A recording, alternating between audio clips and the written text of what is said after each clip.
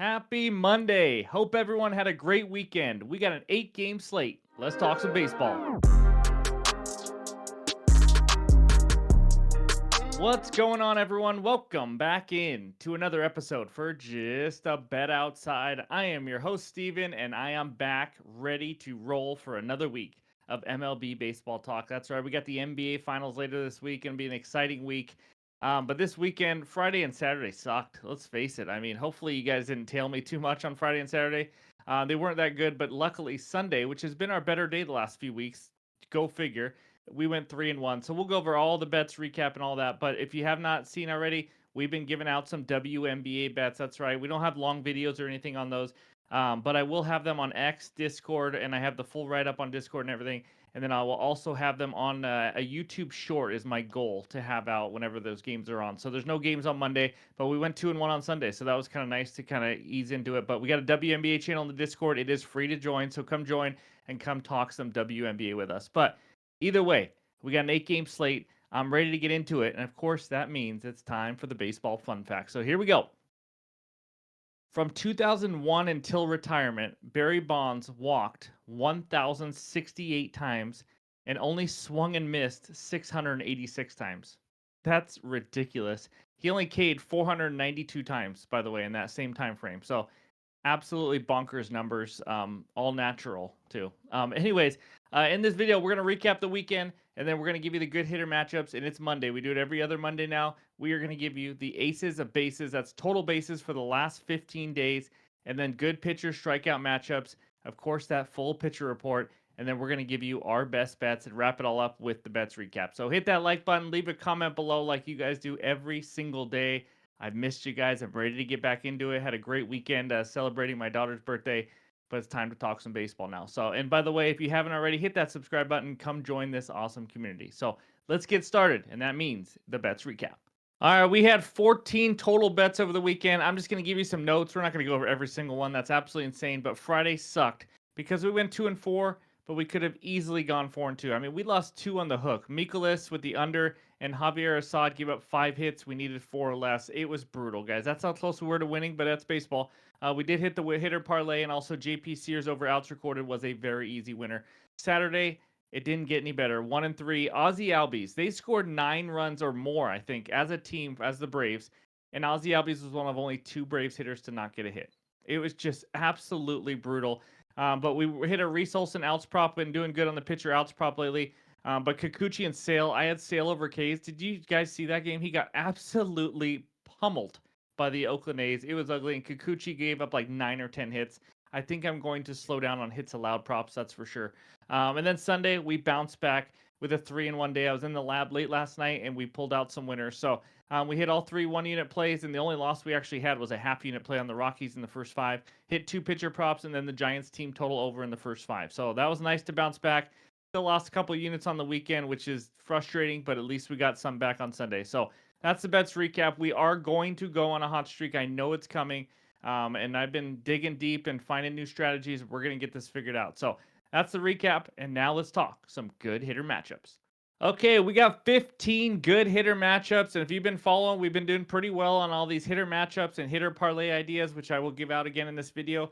I think we've hit 11 of our first 12 on the hitter parlay ideas at the end of the video. So, but with these good hitter matchups, I mean, we got to start on the right. 3 up. Jeff McNeil, how about 6 for 7 versus the lefty Mackenzie Gore, who's actually had a really good season, starting to come into his own a little bit for the Nationals. But the most at bats up there, Alex Bregman, 7 for 23, 4 extra base hits and 2 bombs versus Gibson. Then we got Urshela and Ryan Mountcastle, 6 for 14 versus Galson. We got quite a few Baltimore Orioles on here, actually, with Cedric Mullins and Austin Hayes, and also Ryan O'Hearn against Kevin Gausman, who we know has had a rough season so far. Been a little bit better last 2 starts, but it hasn't been the greatest team. So anyways, those are the rest of the guys. Take a screenshot. Hopefully this helps you guys go get some winners. And now let's talk the aces of bases. All right, we've done this where we've had some no-namers up at the top. That is not the case today. My goodness, look at the lineup here. Aaron Judge leading the way. He is absolutely on fire, and I mean that's an understatement. He has 46 total bases, hitting home run after home run, was off to a terrible start, and I think now leads the majors in home runs, followed by Seager, Bobby Witt, our boy, Marcell Ozuna, Jordan down there. Matt Olson's starting to pick it up a little bit. But if you guys like to bet total bases, these are the last 15 days, and these are the leaders. Just another piece to give you guys for info and hopefully help you guys get some winners. I know there's some people out there that only love the pitcher strikeout, only love the hitter, whatever it is, which is great, and that's what we're trying to do, help everyone out there. So, but this is page 1, the most total bases. Let's go check out page 2 now. As you can see on the bottom, we got a tie between a lot of people. But Gunnar Henderson up there, Juan Soto, 33 total bases. And if you don't know, total bases are only by hits. Walks do not count. I say that just because Juan Soto reminded me because he walks a ton. But Francisco Lindor, 31 bases, swinging the bat well. And Bregman finally doing well this year as well with 30 total bases. So those are the aces of bases for this week. Go get some winners with it. And now it's time to talk some arms. Okay, we got 2 good pitcher strikeout matchups for you today, and I got a lot of info on here for you. Hopefully, it's everything you need to decide if you want to bet these or not. As you know, they've been doing pretty good this year. The lefty Tariq Skubal, the favorite to win AL Cy Young right now, facing the Rangers, 9th highest K percentage versus lefties in the last 3 weeks. Skubal, 80 Ks in 67 innings. So let's talk some notes. As you can see, he had 6 Ks already faced the Rangers on April 17th. But here's the splits that you want to see, and I'm going to try to give you guys more splits, but he has a ridiculously high road K rate right now. So when he is pitching on the road, which he is here in Texas, he has a 36.8% K rate compared to 27.3 at home. And in all his 5 road starts, he has 6 or more Ks. So that's the first one. The second one, Matt Waldron of the Padres. Never thought I'd put him on here against the Angels. Angels 6th highest K percentage versus righties in the last 3 weeks at almost 25%. Waldron, 60 Ks in 57 innings, but he has really, really picked up those Ks lately, that's for sure. As you can see, 31 Ks in his last 4 starts, and he only had 29 total Ks in the 7 starts before that. Absolutely insane. And I just want to point this out because I just like this kind of stuff. But in his last 4 starts, he has a total of 48 whiffs in those 4 games, averaging 12. 30 of those 48 are off the knuckleball. That's right. If you don't know, this guy throws a knuckleball. It's coming back, baby. I love it. So, anyways, those are the 2 pitchers strikeout matchups. Hopefully, this helps you get a winner. You could tail it, or maybe you see these numbers and you still want to fade it and go under a Ks, because obviously it still depends on where the books drop the line. So, all right, those are the Ks. Now let's talk the pitcher report. All right, these are the 8 matchups for June 3rd. If you're new to the channel, all the averages are on the bottom, so you have something to compare it to. But hopefully this helps start your day and just kind of look at what all the matchups are, and you can dig in from there. But let's just talk about a few of these guys. The lefty, Mackenzie Gore, like I mentioned, he's pitching a lot better this year. But he does have only a 24.1% K rate at home compared to 35.1% on the road. ERA is a 2.28 on the road as opposed to 3.48. So he's been better on the road. He is at home. Just want to point those things out, but he is facing a weaker Mets offense. And then Ryan Nelson down there for the D-backs, 8.66 ERA and 17.2 innings on the road, but he's at home today. 3.97 ERA at home and 22.2 innings. But he does have only a 14.3% K rate at home, although it's only a little under 19% on the road. Just want to kind of point these numbers out in some splits. Another guy I want to mention to you because he hasn't pitched a ton yet this year, Nathan Eovaldi of the Rangers. He's making only his 2nd start back from injury, and he only threw 37 pitches in his last game. So just be careful of pitch count and how much he's going to pitch. I just wanted to kind of point that out to you guys. But other than that, we got the 49-year-old Justin Verlander, 3.26 ERA. He's been striking out some hitters lately as well. And then Waldron, we already talked about. And then Tyler Anderson continues to skate out of trouble. So many times as he had guys on base and he gets out of trouble somehow, does not miss a lot of bats. But anyways, those are the rest of the guys. Of course, we got the stud Zach Wheeler as well with a 2.46 expected ERA and a 29% K rate up there at home against Bryce Wilson. The Phillies are coming off that Sunday night baseball game. So that's all we got for the pitcher report. And now it's time for the best bets. All right, the segment of the show is brought to you by our sponsor, Better Bet. That's BTR Bet, the best place to find, track, analyze, and share your bets. Use that promo code JABO, you get 30 days free. The link is below in the description. All right, this first bet takes us out to Los Angeles. We got the Angels hosting the San Diego Fathers. Fathers, minus 135. Angels on the money line, plus 114, with a total of 8.5 runs. Who's ready for ladder time? It's ladder time Monday, baby. Give me Matt Waldron, 5+ Ks, 6+ Ks, and 7+ Ks. The 5+, we're going to play at a half unit at plus 115. We're starting with plus money right away. 6+ Ks, plus 220. That's a quarter unit for me. And then 7+ Ks at plus 475 for another quarter unit. If he strikes out 4 or less, I lose 1 unit. That's all it is. So, but man, I want a big night from him. That would be sweet. So let's talk about this. This line opened at 3.5. I have no idea why. It did not last long. It went right to 4.5, not like a couple minutes after. But we just talked about him in the pitcher strikeout matchups. But I'm going to talk a little bit about that, plus some more detail. He has been missing a lot more bats lately, and I'm going to ride the hot hand here, and that's why we're going to do a little ladder. So, repeating a few things, 31 Ks in his last 4 starts. That is more Ks in his last 4 starts than the combined 7, I think it was, starts the whole season before that. So, it's absolutely crazy. So, 31 Ks in the last 23 innings. He is coming off an 8 strikeout performance against the Miami Marlins, who have a 22.9% K rate the last 2 weeks. Angels have almost a 25% K rate versus righties. Sixth highest versus righties, as we talked about. But what I didn't mention earlier is that the Angels have really struggled on offense at home. They've struggled to win games at home. It's a big part of that is because of their offense. They have almost a 28% K rate at home. That is absolutely bonkers to me. They have the second highest home K rate. So, this outs recorded line for Waldron, another reason I love it is because it's at 17.5 juice to the over. The books think he's going to go 6 innings.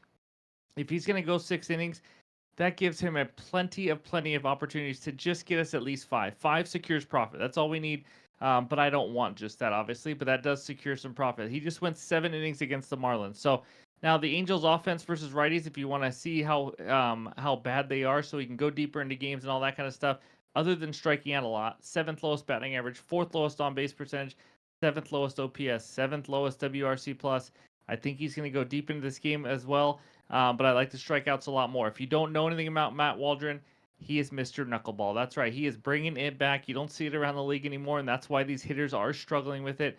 But hitters are hitting 209 against the Knuckleball, and it's not because of luck, because they actually have a 195 expected batting average against it. He's getting a 14.3% whiff rate in that pitch, and hitters are only barreling it up 3.8% of the time. This pitch is hard for people. They get confused. You've seen some hitters, they don't know what's going, where it's going to dance because you don't know where it always goes, and they don't even swing sometimes. Kind of an easy strike for him. But for a guy that just had 6 Ks versus the Dodgers, then 10 Ks versus the Braves, then 7 Ks versus the Reds, and 8 versus the Marlins offense that does not strike out much either, like the Dodgers, I got a lot of this. We're only starting at 5. We're not even starting super high, and even the end of the ladder is only 7 Ks, something he's done in 3 of the last 4. It's a great matchup. Angels struggle at home offensively. Come through for us, Maddie. Come on. Where is Waldo? Give me Waldron 5, 6, and 7 Ks for a ladder time on a Monday. Before we get to that second best bet, we got a little promo. All right, we got to tell you about this promo with Bet365. For those that do not have this book yet, you get 2 options for the promo. You get first bet safety net up to $1,000. If the bet loses, you'll have your wager refunded, just like that promo on DK we talked about. Or you can just bet $5 with your first bet and get $150 in bonus bets no matter what happens with your bet. That is just an automatic. It is a great way to start a new bankroll with Bet365. And to join, you got to be a new user. You go to the description below, find the Bet365 link, and go click on it, sign up, and get started today. I think it's really important to have multiple books because you're going to see different odds, especially baseball. But now with football only a few months away, we got the NBA Finals, so it's always important to get more than one book. So, of course, you must be 21 years or older to gamble. And if you have a gambling problem, call or text 1-800-GAMBLER. All right, back to the bets. All right, this second game takes us out to the nation's capital where the Washington Nationals are hosting the New York Mets. Nats moneyline minus 125, Mets moneyline plus 105 with a total of 8 runs. That's right, Mets fans, you are underdogs to the Washington Nationals. Now, best bet in this game is the player prop Tyler McGill, under 2.5 earned runs at minus 130 on Bet365. He's the starting pitcher for the Mets in this one. He's had 2 starts back from injury. He's looked really good. If you've watched him pitch, you have seen that because he's faced 2 really good offenses in the Guardians and the Dodgers. He went a combined 12 innings versus them, only 7 hits allowed, and a combined 2 earned runs allowed against them. On top of that, he had 16 Ks. One big reason is the velocity has a little uptick, which you like to see, averaging around 96 miles an hour right now. He got 14 whiffs versus the Dodgers and 13 versus the Guardians. That's not easy to do. Those teams do not swing and miss a lot. 1.76 expected ERA through 3 starts, which you like to see. It's not like he's getting lucky or anything like that. So one worry I have, he doesn't get a lot of ground balls through 3 starts. So you kind of worry about the long ball with the other team. Nats are a bottom 5 power team in the league, so I don't worry about that as much. But the Nats have faced some bad pitchers lately, and that's why they've scored some runs. Carlos Carrasco, Kerr, he's a young guy for the Braves. He's not Steve Kerr. Schwellenbach or Henry Rowan Gardner, whatever his name is, it hasn't been pretty. But when they face some decent pitcher, Tanner Bybee, he went under 2.5 earned runs. Ben Lively, no relation to Blake, he went under 2.5 runs, and Max Fried went under 2.5 runs. So when they face decent pitchers, they don't usually score over this 2.5 earned run mark. And now let's talk about that Nats offense. Since May 1st against righties, sixth worst batting average at 218, sixth worst on base percentage at 29%, and their bottom five, like I said, in power, in OPS, in slugging, in ISO power, they are bottom five. They do not have a lot of power. You guys probably already know that. They don't have like some big bats in the lineup that just hit bombs. But, they can get some hits every once in a while and they can get hot a little bit. They're a little bit better at home. But when they face decent pitchers, they're still not that great, in my opinion. So, like I said, it's a small sample size. So take this for what it's worth. If you like it, you don't like it. It is 3 games. It's sort of a gut feel as well for me and what I saw from him, what I've seen. Yeah, especially against the Dodgers and the Guardians. So he had one start early in the season, then got hurt, and then made the last 2. But I think he has a good outing here. Gives up 1, maybe 2 runs. So give me Tyler McGill under 2.5 earned runs as my second best bet. Now, I will probably have a best bet, not third earned run, a third best bet added in the morning. But now it's time for what some of you like to watch these videos for. It is hitter parlay ideas time. So I got 4 of them. I'm gonna say this: I don't love these as much as I've loved some other ones. But if you've been following, we have hit 11 of our first 12 since doing this that have gotten a hit. It's been pretty impressive, pretty cool to see the research. And by the way, just a quick reminder, if you are watching these videos and only care about the best bets that I give out, you are not doing yourself any justice. There is so many winners, so much helpful info in this video. We work just as hard doing all the research for you guys as we do on the bets. So I just want to make sure you are clear on that. And some of you guys have been. I've been seeing a ton of comments. Hey, thanks for your hitter, this hitter, that hitter, different pitcher strikeout matchups. There is a ton out there. So I just want to point that out because some people, I think, just fast forward to the best bets and move on. But now, the 4 guys I like. Corey Seager, the first one, scares me a little bit. It's Tariq Skubal. I mean, he's like the AL Cy Young favorite, and he's facing him. But as you saw earlier, he's 4 for 6 off Skubal. Seager, 15-game hitting streak. He's hitting 368 in the last 7 days. Skubal, I mean, first of all, Seager's only hitting 227 off lefties, so that's going to be the tough part. But he is a career 272 hitter against lefties. But it is Skubal. Have I mentioned that? It's Scooby-Doo. So you guys take that risk if you guys want to. But Corey Seager has hit him well in the past. So and he's a stud hitter, obviously. Second one, another lefty, Luis Arias, 1+ hit in 23 of his last 26 games, hitting 424 on the road this season. Absolutely lights out. Hitting 391 the last 7 days, hitting 283 versus lefties. Yes, he hits righties better, obviously, but now he's going up against lefty Tyler Anderson, which we've talked about. He doesn't miss a lot of at-bats, but he is just continuing to limit runs. But he is a very hittable pitcher. He's not going to be someone that Luis Arias, one of the best hand-eye coordination, just bat on ball kind of guys in the league. So Luis Arias, number 2. Number 3, you guys know he's not one of my favorite players, but Alex Bregman, 7 for 23 with 4 extra base hits versus Kyle Gibson. He is hitting 357 the last 7 days. Yes, that's right. He has finally woken up and he's hitting a little bit. He has 1+ hit in 8 of his last 10 games, but I will give you one heads up on this one. Like I said, there's not a ton of options today, but he is only hitting 224 on the season. So he's on a little roll right now, but he is hitting 224. So just wanted to give you guys all the info. So, because usually I'm not a guy who likes to bet someone who is struggling to hit all year, but he is on a roll. This fourth one I do like better. Ryan Mountcastle of the Orioles. He is hitting 455 the last 7 days. Impressive. Facing Kevin Gausman, as you saw earlier, he's 6 for 14 off of him.